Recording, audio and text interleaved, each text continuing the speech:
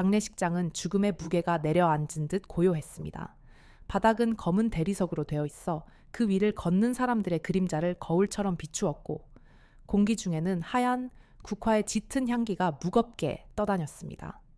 제단 주위로는 산처럼 쌓인 국화꽃들이 고요히 슬픔을 이야기하고 있었습니다.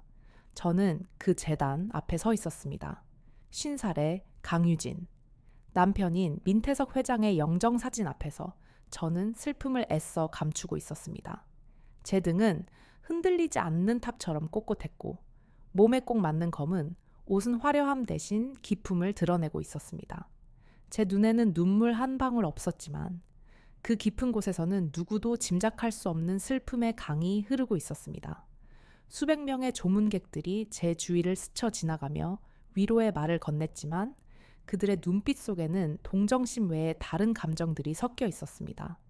호기심, 그리고 약간의 경멸. 25살이나 어린 여자와 재혼한 늙은 회장, 그리고 그의 막대한 재산을 차지하게 될 젊은 미망인. 그들의 머릿속 이야기가 제 귓가에 들리는 듯했습니다. 그때 재단 쪽으로 두 사람의 그림자가 다가왔습니다. 고인이 된 남편의 딸 민소영과 아들 민지훈이었습니다. 30살 안팎의 소연은 얼음장처럼 차가운 아름다움을 지니고 있었고, 2살 위인 지훈의 얼굴에는 오만함이 가득했습니다. 소연은 제 곁에 서서 주변 사람들이 모두 들을 수 있을 만큼 또렷한 목소리로 입을 열었습니다. 슬픔에 잠긴 미망인 역할을 훌륭하게 연기해 주셔서 감사합니다. 강유진 여사님.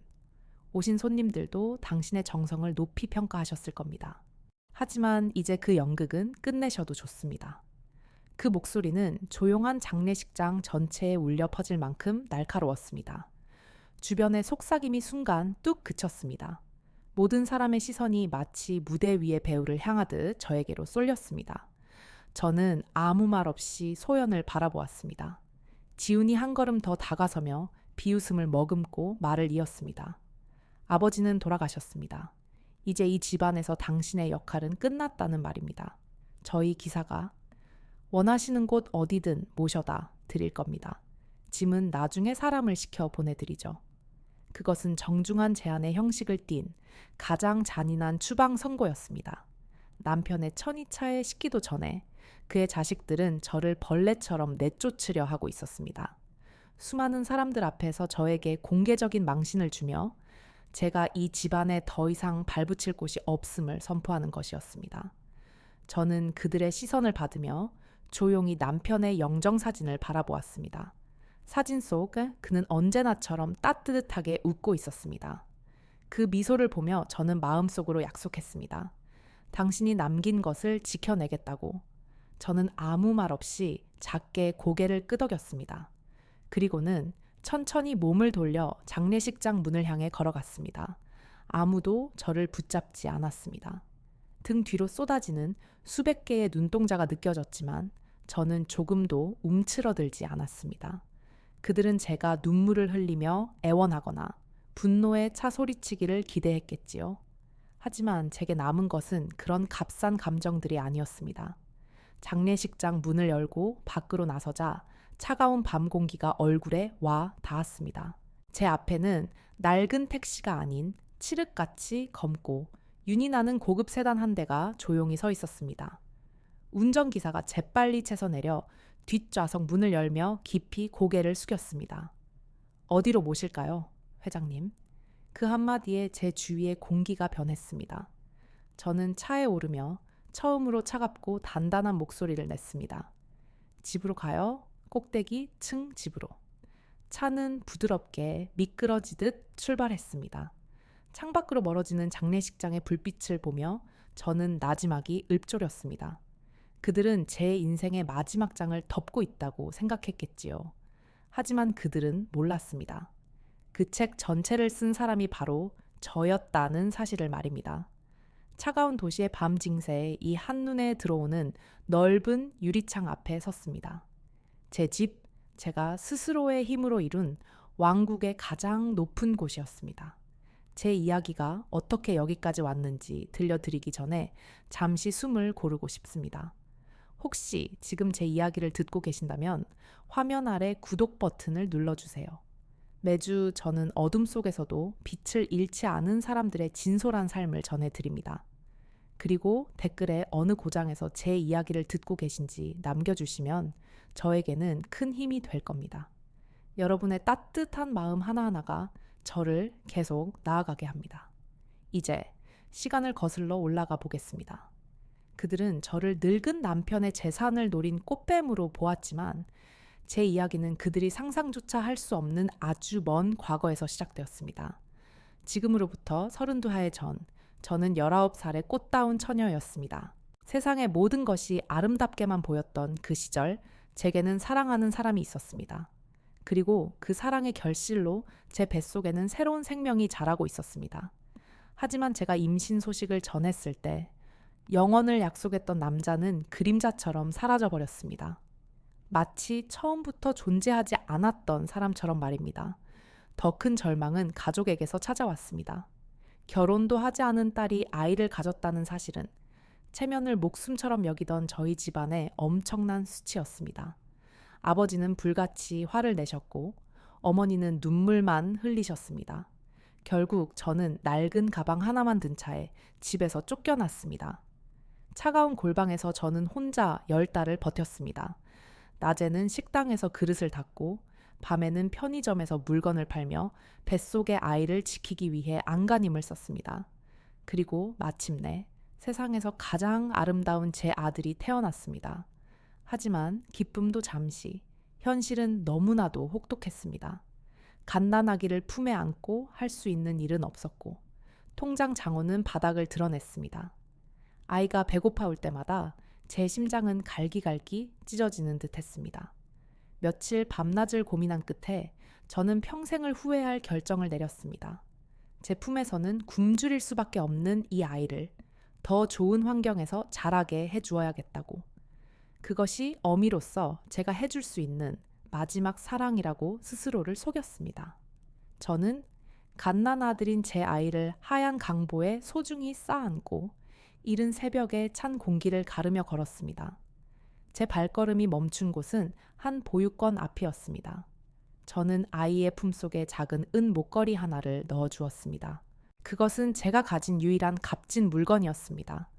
반달 모양의 그 목걸이 뒷면에는 제가 아이에게 전하고 싶은 단 하나의 단어가 새겨져 있었습니다. 희망.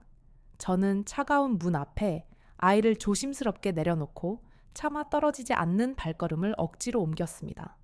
골목 모퉁이에 숨어 누군가 아이를 발견해 주기를 눈물로 기도했습니다. 얼마 후 문이 열리고 아이가 안으로 옮겨지는 것을 확인하고서야 저는 비로소 그 자리를 떠날 수 있었습니다. 그날 19의 강유진은 죽었습니다. 그리고 새로운 강유진이 태어났습니다. 저는 제 아들이 언젠가 이 세상의 주인이 될 수 있도록 그를 위한 세상을 만들겠다고 굳게 맹세했습니다. 비록 제 아들이 그 세상을 만든 사람이 바로 저라는 사실을 영원히 모르게 될지라도 말입니다. 저는 제 머릿속에 있던 세상을 바꿀 수 있는 하나의 생각에 모든 것을 걸었습니다. 그것은 시장의 흐름을 예측하는 인공지능이었습니다. 밤을 낮처럼 세워가며 골방에서 코드를 짜고 밥 먹는 시간도 아껴가며 연구에 매달렸습니다. 마침내 완성된 그 기술을 저는 제 이름을 숨긴 채 익명의 투자자에게 팔았습니다.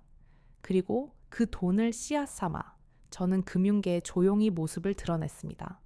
아무도 얼굴을 본 적 없는, 하지만 모두가 그 이름을 두려워하는 신비로운 투자자, 신탁의 탄생이었습니다.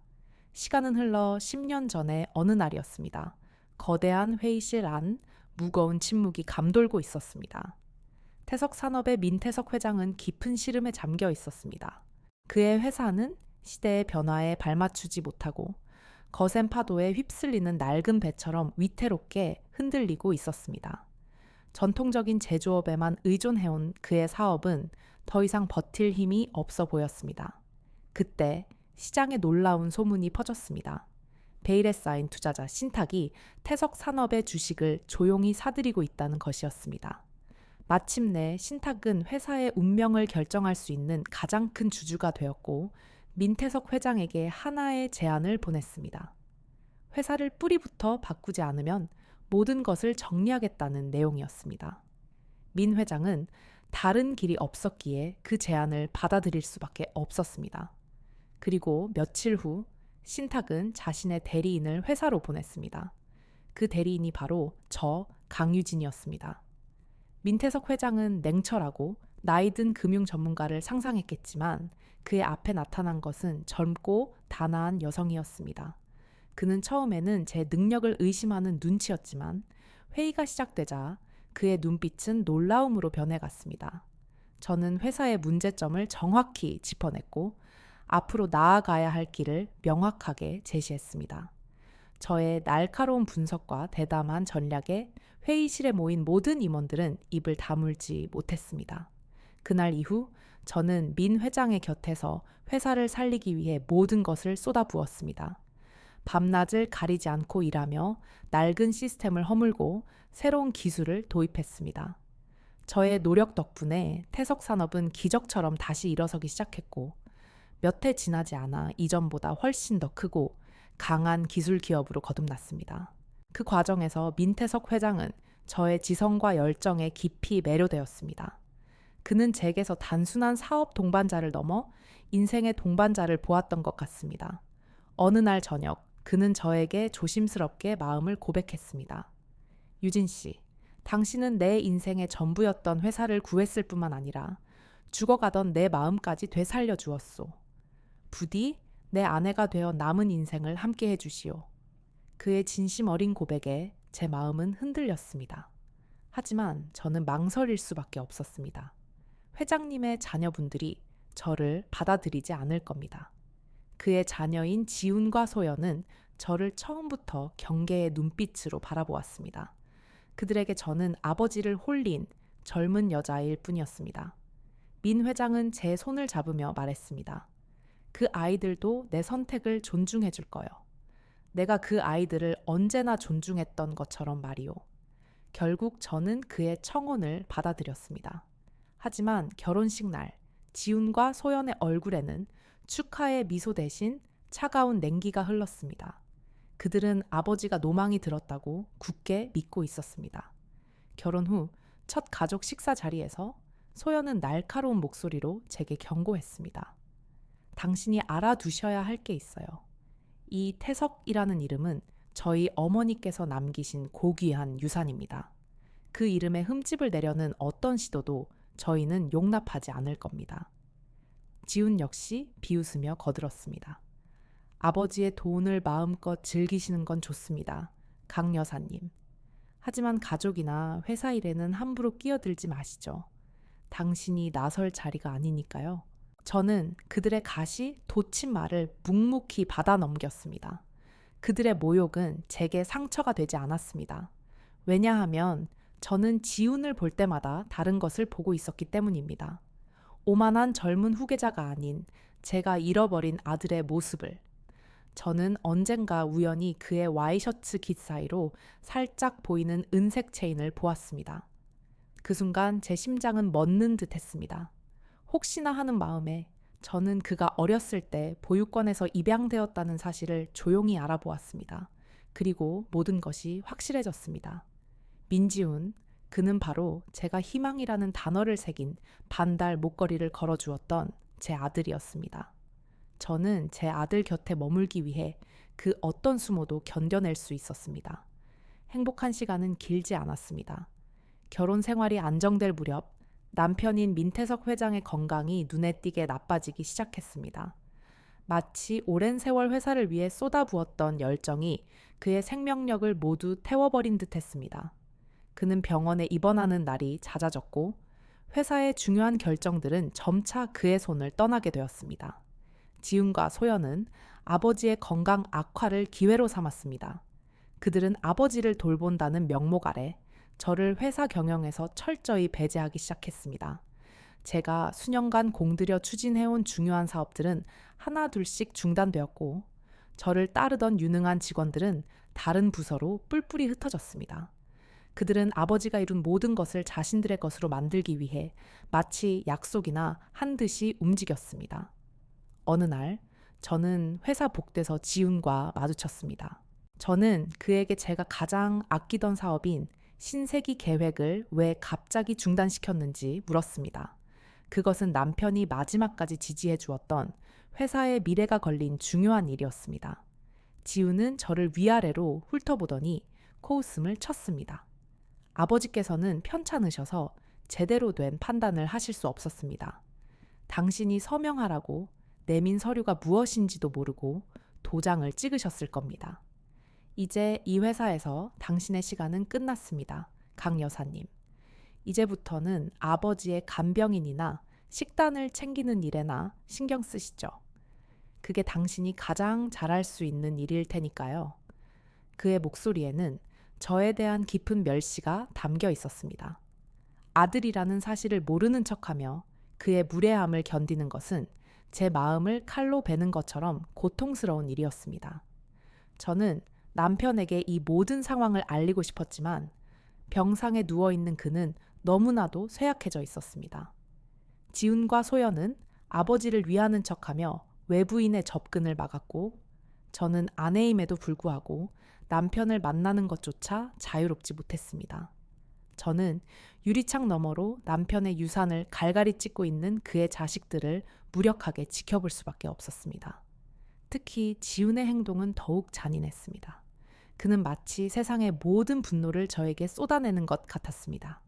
어쩌면 그는 자신도 모르는 사이에 자신을 버린 어미에 대한 원망을 제게 표출하고 있었는지도 모릅니다. 어느 깊은 밤, 저는 간신히 허락을 받아 남편의 병실을 지키고 있었습니다. 잠시 의식을 되찾은 남편은 힘겹게 제 손을 잡았습니다.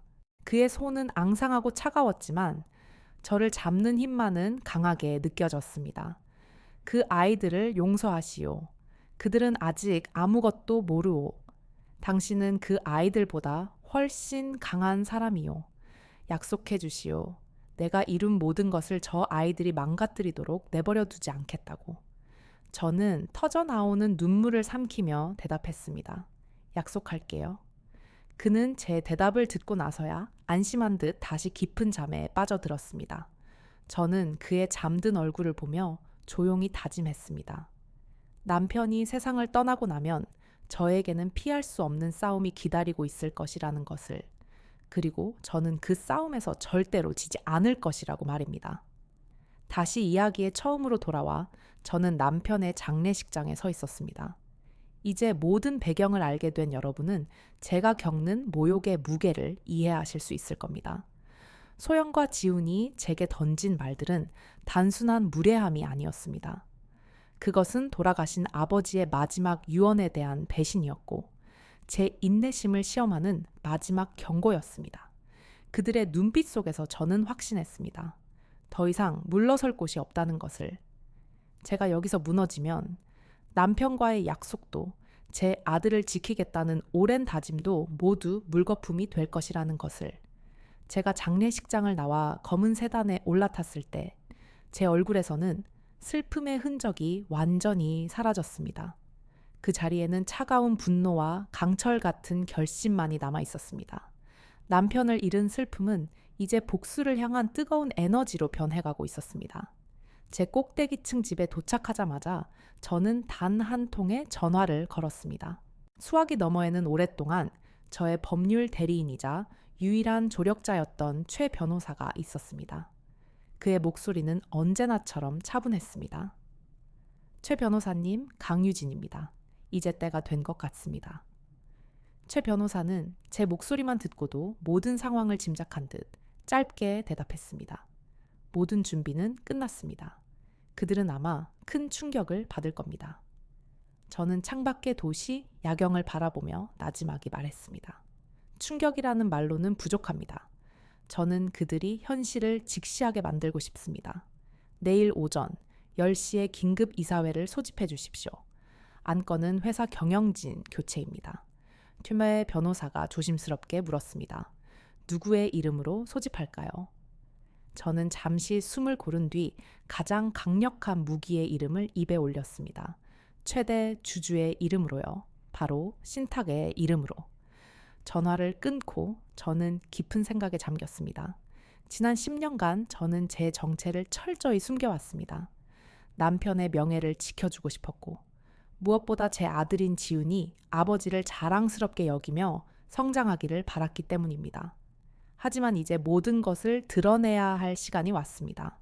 지훈과 소연은 자신들이 당연히 회사의 주인이 될 것이라고 믿고 있을 겁니다. 그들은 신탁이라는 존재가 언제나처럼 자신들의 편에 서줄 것이라고 착각하고 있을 겁니다. 그들은 자신들이 지금껏 싸워온 상대가 자신들이 그토록 무시하고 경멸했던 새어머니였다는 사실을 꿈에도 상상하지 못할 것입니다. 내일 아침 회의실 문이 열리는 순간 그들의 세계는 완전히 무너져 내릴 것입니다. 저는 그들의 절망적인 얼굴을 떠올리며 조용히 미소 지었습니다. 이것은 복수가 아닙니다. 모든 것을 제자리로 돌려놓는 과정일 뿐입니다. 이제 진짜 놀이가 시작될 시간이었습니다. 다음 날 아침, 태석산업의 이사회 회의실에는 긴장감이 감돌았습니다. 지훈과 소연은 마치 승리한 장군처럼 회의 테이블의 가장 높은 자리에 앉아 있었습니다. 그들은 오늘 이사회가 자신들의 승리를 공식적으로 인정하는 자리라고 굳게 믿고 있었습니다. 지훈을 새로운 회장으로 추대하고 회사를 완전히 장악하기 위한 마지막 절차라고 생각했던 것입니다. 이사들이 모두 자리에 앉고 회의가 시작되려던 바로 그 순간 회의실 문이 조용히 열렸습니다. 모든 사람의 시선이 문 쪽으로 쏠렸습니다. 문 앞에는 어제의 슬픔을 모두 벗어던진 제가 서 있었습니다. 저는 더 이상 슬픔에 잠긴 미망인이 아니었습니다. 머리부터 발끝까지 저는 거대한 기업을 이끄는 지도자의 위엄을 풍기고 있었습니다. 제 뒤에는 최 변호사가 서류 가방을 든 채 조용히 따라 들어왔습니다. 소연이 자리에서 벌떡 일어나며 날카롭게 소리쳤습니다. 당신이 여긴 어쩐 일이죠? 경비는 뭘 하고 있는 거야? 그녀의 목소리에는 당혹감과 분노가 섞여 있었습니다. 최 변호사가 회의실 중앙으로 걸어 나오며 낮은 목소리로 말했습니다. 모두 조용히 해 주십시오. 오늘 긴급 이사회는 회사의 주식 65%를 보유한 최대 주주의 요청으로 소집되었습니다. 지훈은 여유로운 미소를 지으며 의자의 등을 기댔습니다. 그는 모든 상황을 자신에게 유리하게 해석하고 있었습니다. 우리는 이미 알고 있습니다. 그 투자자는 바로 신탁이지요. 신탁은 언제나 아버지의 경영 방식을 지지해 왔으니 당연히 우리 편일 겁니다. 그의 목소리에는 승자의 오만함이 가득했습니다. 최 변호사는 지훈의 말을 끝까지 들은 뒤 안경을 고쳤으며 말을 이었습니다. 신탁은 언제나 회사의 이익을 위해 행동해 왔습니다. 그리고 오늘 회사의 안정과 성장을 위해 새로운 회장을 임명하기로 결정했습니다.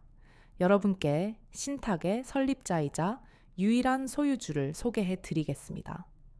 최 변호사는 천천히 옆으로 한 걸음 물러서며 저를 가리켰습니다. 회의실의 모든 공기가 순간 얼어붙는 듯 했습니다. 바로 강유진 여사님이십니다. 그 말이 떨어지는 순간 회의실에는 숨 막히는 정적이 흘렀습니다. 지훈과 소연의 얼굴은 믿을 수 없다는 표정으로 하얗게 굳어갔습니다. 그들의 눈동자는 저와 최 변호사 사이를 미친 듯이 오갔습니다. 마치 눈앞의 현실을 부정하려는 듯 말입니다. 저는 그들의 충격받은 얼굴을 천천히 둘러보며 회의 테이블의 가장 높은 자리, 조금 전까지 지훈이 앉아있던 그 의자를 향해 걸어갔습니다. 저는 그의 눈을 똑바로 쳐다보며 조용하지만 누구도 거역할 수 없는 목소리로 말했습니다. 일어나요. 그 자리는 내 자리입니다. 지훈은 마치 홀린 사람처럼 자리에서 일어났습니다. 저는 그의 자리에 앉아 회의실 전체를 둘러보았습니다. 그리고는 나지막이 선언했습니다. 자, 그럼 이사회를 시작하겠습니다. 첫 번째 안건은 바로 여러분의 해고입니다. 그 순간 회의실의 공기는 칼날처럼 날카로워졌습니다. 제 선언은 단순한 해고 통보가 아니라 그들이 쌓아 올린 오만과 특권의 성벽을 무너뜨리는 거대한 망치와도 같았습니다. 소연의 얼굴은 종이처럼 하얗게 질렸고 그녀의 입술은 무언가 말을 하려는 듯 달싹였지만 아무런 소리도 내지 못했습니다. 지훈의 얼굴에서는 충격이 순식간에 걷히고 그 자리에는 이글거리는 분노가 타오르기 시작했습니다. 그는 주먹을 꽉 쥔 채 저를 노려보았지만 저는 그의 시선을 피하지 않고 차갑게 응수했습니다. 그날의 이사회는 그렇게 제 일방적인 선언으로 허무하게 끝이 났습니다. 이사들은 겁에 질린 채 서둘러 흩어졌고 회의실에는 저와 최 변호사 그리고 망견자실한 지훈과 소연만이 남았습니다. 저는 더 이상 그들에게 아무 말도 하지 않고 자리에서 일어나 남편이 평생을 바쳤던 회장실로 향했습니다. 그날 저녁, 저는 남편의 흔적이 고스란히 남아있는 회장실 의자에 깊숙이 몸을 묻고 있었습니다. 묵직한 나무 책상과 벽을 가득 채운 책들, 그리고 창밖으로 펼쳐진 도시의 불빛까지 모든 것이 남편의 숨결을 느끼게 했습니다. 그때 회장실 문이 거칠게 열리며 지훈이 뛰어들어왔습니다. 그의 얼굴은 분노와 절망으로 완전히 일그러져 있었습니다. 마녀 같은 여자, 처음부터 전부 계획이었어. 순진한 아버지를 속이고 우리 집에 들어와서 모든 걸 빼앗을 계획이었던 거야. 그는 이성을 잃은 짐승처럼 울부짖으며 책상 위로 달려들었습니다. 그는 손에 잡히는 서류들을 공중으로 집어 던졌습니다. 종이들이 눈처럼 흩날리는 와중에 그의 손이 책상 한쪽에 놓여 있던 작은 벨벳 상자를 스쳤습니다. 상자는 바닥으로 떨어지며 둔탁한 소리를 냈고 그 안에서 은색으로 빛나는 무언가가 굴러나왔습니다. 그것은 바로 반달 모양의 은 목걸이였습니다. 저는 순간 숨을 멈췄습니다. 떨리는 손으로 바닥에 떨어진 목걸이를 주워 들었습니다. 지우는 잠시 행동을 멈추고 그것을 바라보았습니다. 저는 천천히 자리에서 일어나 그에게 다가갔습니다. 네 아버지는 바보가 아니었어. 그는 내가 누구인지, 내가 신탁이라는 사실을 우리가 결혼하기 전부터 이미 알고 계셨다. 그분은 내 젊음이나 아름다움이 아니라 이 회사를 살려낸 내 머리를 사랑하셨던 거야. 제 목소리는 낮고 차분했지만 그 안에는 슬픔이 깃들어 있었습니다. 그리고 나는 돈 때문에 그분과 결혼한 게 아니야. 나는 이미 네가 상상할 수 있는 것보다 훨씬 더 많은 것을 가지고 있었으니까. 내가 그분과 결혼한 이유는 바로 너 때문이었어. 저는 제 블라우스 속에 감춰두었던 목걸이를 꺼내 보였습니다. 그것은 반달 모양의 빈 공간이 있는 둥근 보름달 모양의 목걸이였습니다. 제가 그의 반달 목걸이를 그 빈 공간에 가져다 대자 두 조각은 마치 한 몸이었던 것처럼 완벽하게 하나가 되었습니다.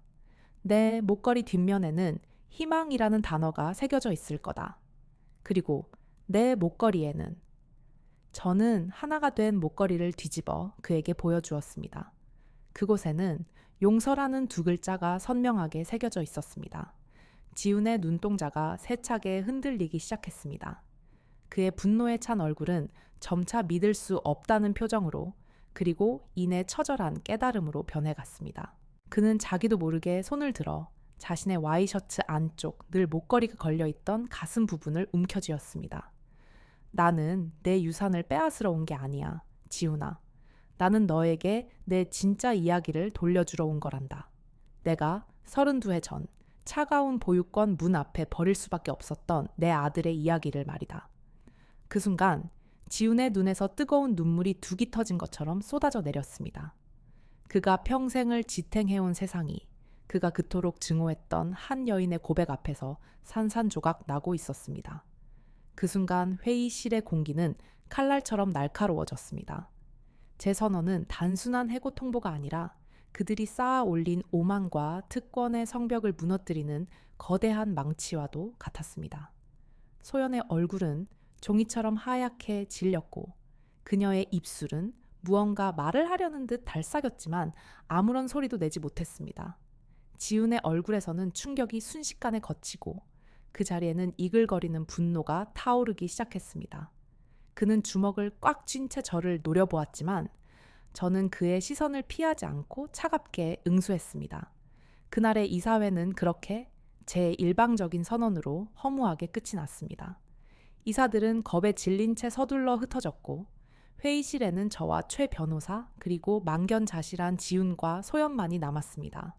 저는 더 이상 그들에게 아무 말도 하지 않고 자리에서 일어나 남편이 평생을 바쳤던 회장실로 향했습니다.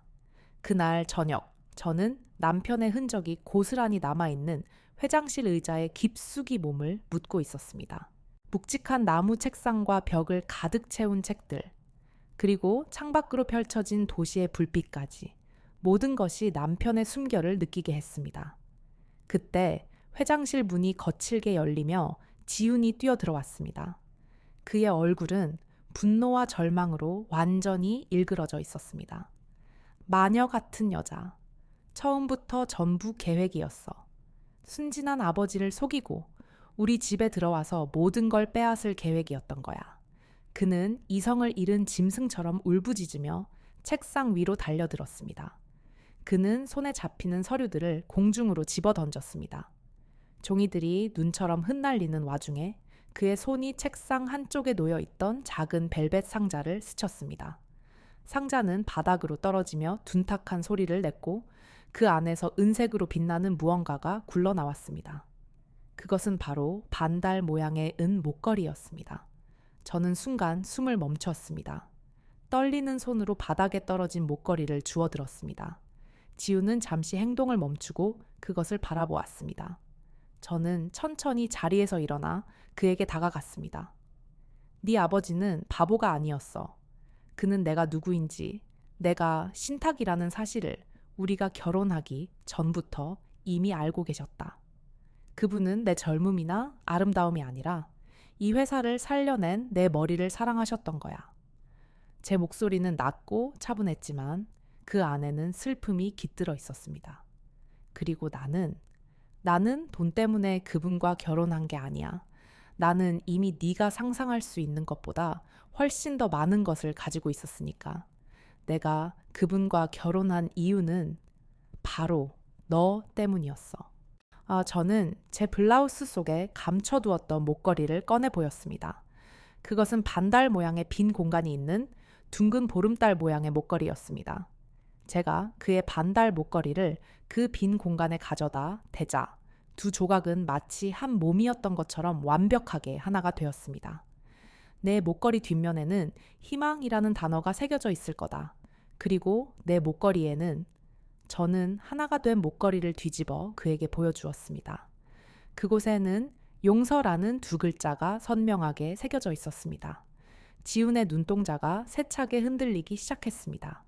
그의 분노에 찬 얼굴은 점차 믿을 수 없다는 표정으로 그리고 이내 처절한 깨달음으로 변해갔습니다. 그는 자기도 모르게 손을 들어 자신의 와이셔츠 안쪽, 늘 목걸이가 걸려있던 가슴 부분을 움켜쥐었습니다. 나는 내 유산을 빼앗으러 온 게 아니야, 지훈아.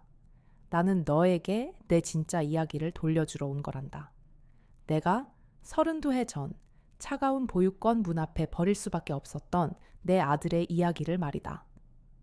그 순간 지훈의 눈에서 뜨거운 눈물이 두기 터진 것처럼 쏟아져 내렸습니다. 그가 평생을 지탱해온 세상이 그가 그토록 증오했던 한 여인의 고백 앞에서 산산조각 나고 있었습니다.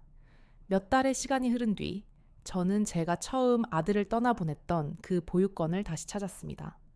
이제 그곳은 제가 세운 자선재단의 따뜻한 보살핌 아래 아이들의 웃음소리가 가득한 희망의 공간으로 변해 있었습니다. 지우는 더 이상 오만한 후계자가 아니었습니다. 그는 회사의 모든 직위를 내려놓고 이곳에서 아이들을 돌보는 일을 하며 새로운 삶을 살고 있었습니다. 그는 처음으로 돈이나 명예가 아닌 다른 사람을 돕는 것에서 진정한 기쁨을 찾았습니다. 저를 발견한 지훈이 환한 미소를 지으며 다가왔습니다. 어머니, 그는 이제 그 말을 아주 자연스럽고 따뜻하게 부를 수 있었습니다. 저는 그의 어깨를 두드리며 말했습니다. 잘 지내니, 아들? 그는 고개를 끄덕이며 대답했습니다. 네, 저는 태어나서 처음으로 제가 있어야 할 곳에 와 있는 기분입니다. 이런 기회를 주셔서 정말 감사합니다. 우리는 나란히 보육권 마당을 걸었습니다. 가을 햇살 아래 아이들이 뛰노는 모습을 보며 제 마음은 평화로 가득 찼습니다. 때로는 모든 것을 무너뜨려야만 비로소 진정한 것을 다시 세울 수 있다는 것을 저는 깨달았습니다. 제 인생은 길고 험난했지만 저는 단 한순간도 후회하지 않습니다. 저는 제 아들을 되찾았고 피로 맺어진 가족이 아닌 마음으로 이어진 진정한 가족을 얻었기 때문입니다. 오늘 제 이야기가 여러분의 마음에 작은 울림을 주었다면 구독과 좋아요 버튼을 눌러주세요. 여러분의 응원은 저에게 큰 힘이 됩니다. 기억하세요. 다른 사람이 당신을 어떻게 생각하는지는 중요하지 않습니다. 중요한 것은 당신이 스스로에 대해 알고 있는 진실입니다. 절대로 다른 사람이 당신의 인생 이야기를 쓰도록 내버려 두지 마세요. 당신의 인생의 주인은 바로 당신 자신입니다.